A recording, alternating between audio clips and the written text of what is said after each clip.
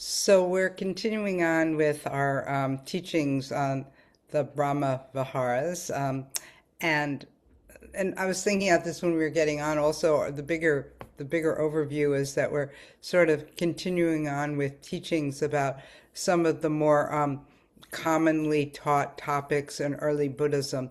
We're trying to sort of compare and contrast how we do it in reflective meditation with how it's maybe more commonly taught. So that's the So we're preface. we're continuing with the expansion of and let's say a more modern secular kind of in your life translation, things that we've learned over time from this practice that really have affected the way we teach the Dharma, the Dharma teachings Right, and how we live. and how we live, how Yeah. we live. And our topic today is mudita. Mudita is the title we're going to use is Joy Without Possession.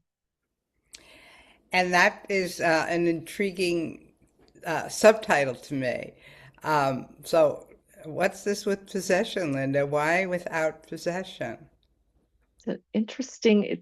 This is kind of new. This is an interesting expansion for us because traditional teachings often describe the Brahma Viharas as immeasurable states, immeasurable qualities.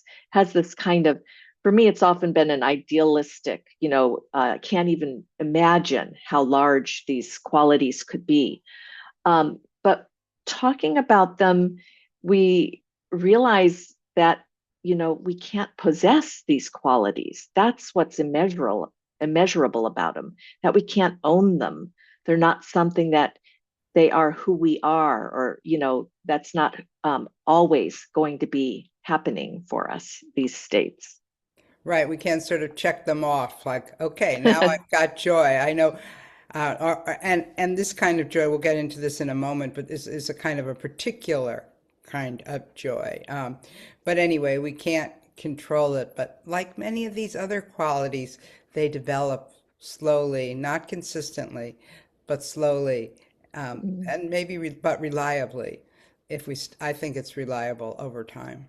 Right, right, right. And it does really then point more directly to how we get these, how they develop, how we take them up. And there is a way that the Buddha talked about grasping and clinging. And when you grasp and cling to something that you want, it causes more suffering. And there's an idea behind that, that if we grasp joy, we need it because there's not enough of it. We've got to get more of it. And really, it's something that we want more of.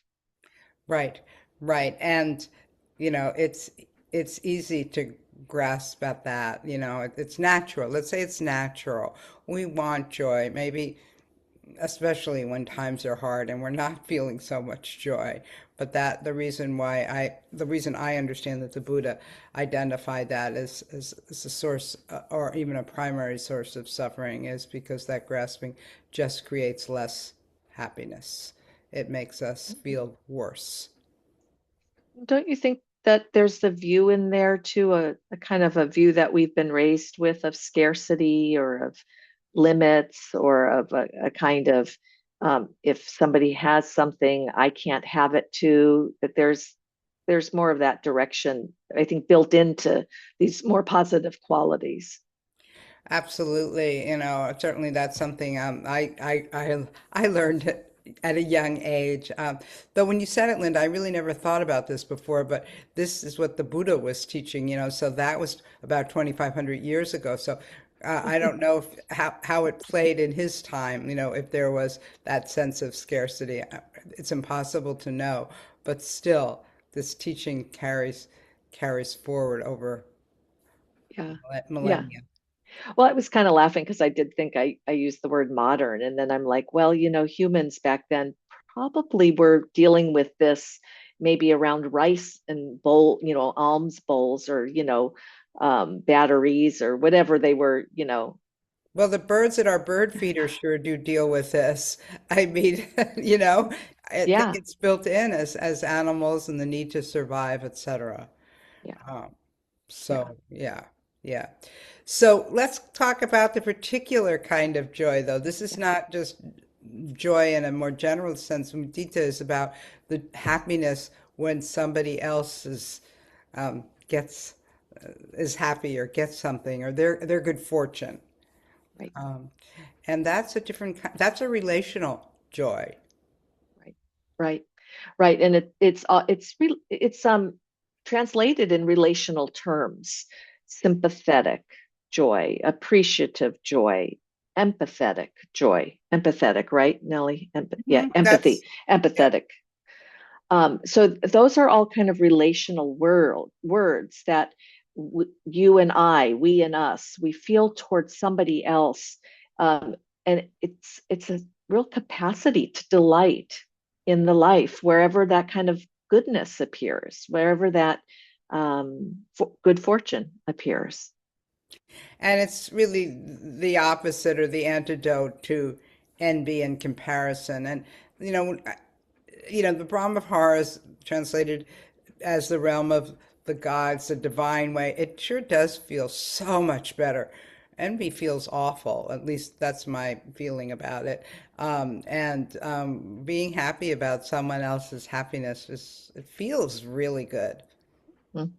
And we may have intentions to genuinely want others to do well and to want to feel good ourselves in that kind of relational um, uh, coming together. But I think comparison also can appear quite quickly. It's very, very strong at times. It's instantaneous. Suddenly, we're in something that we didn't intend. We're measuring our lives against other people's lives. Right, and then we feel bad about ourselves, right? Because we don't have that, keeping up with the Joneses was the expression from my childhood. It's so built in, right? It really Um, is. Yeah. yeah, and then when we're, so focused on that, we can't notice what we already have or what's already going well or the good stuff in our own life. We're comparing and trying to keep up. And oh God, just when I said that, I could feel my body kind of trying to keep Mm-hmm. up and running Mm-hmm. after. And it's Mm-hmm. it's it's a hard way to go, really. Right. It really it even blocks like the simple things that might be around me that help me just enjoy my life, like feeling the sun on my skin or looking out a window and enjoying, what I see. It's a real it becomes an obstacle Mhm. when we get focused on that direction. Right, right. So, yeah, so just back again to that, what we said earlier, joy is often relational. It moves between us. We impact one another. And so to really impact each other by feeling the uplift of somebody else's uplift, that's what we're talking about here, aren't we?